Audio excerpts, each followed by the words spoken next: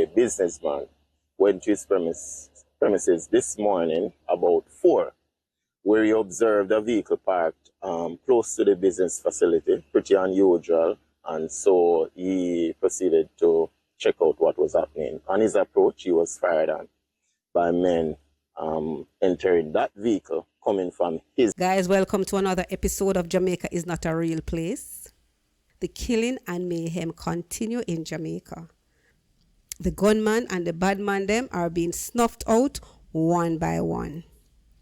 Yesterday, one was killed in Clarendon, the one responsible for the massacre. And today, 3 was killed in St. Thomas. And these 3 that was killed in St. Thomas is said to be from Kingston.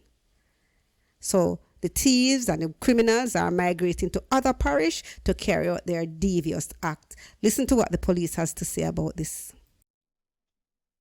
I'm here at in St. Thomas, at Branston to be exact.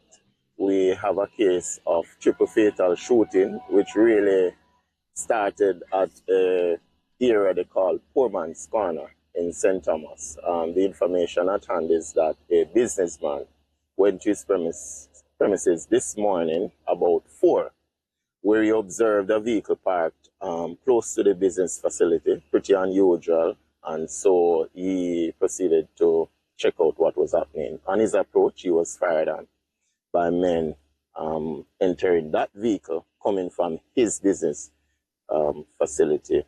He returned fire and alerted the police. The police team was very quick on the scene. He went into the business place because he observed that the grill was torn apart. When he entered, he was attacked by a man with machete.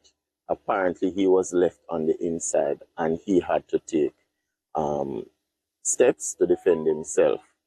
The police was quick on the scene, got the description and details of the vehicle, and they pursued that vehicle into the Grand Spen community. When they entered the Grand Spen community, they saw a group of men. 2 vehicles were parked along the roadway. They fired at the police. The police team took evasive action, returned fire. At the end of that shooting, 2 men were found suffering from gunshot wound. A 9mm pistol with 1 magazine and 5 live rounds was taken from that scene. Those men were rushed to the hospital where they were later pronounced dead. These men seems not to be from this area. What we're picking up, they might be from the Kingston Western Division, and so they are not familiar with the area. We are glad for the police and thumbs up to the police, because so many times these things have been happening in and around the communities. And the thing is, if it has never happened like how it happened now, there will be persons or youth in the community who would have been getting blamed for all these things. So thumbs up to the police, 100%. And I hope they keep it up same way. As they get a call, they respond to the call.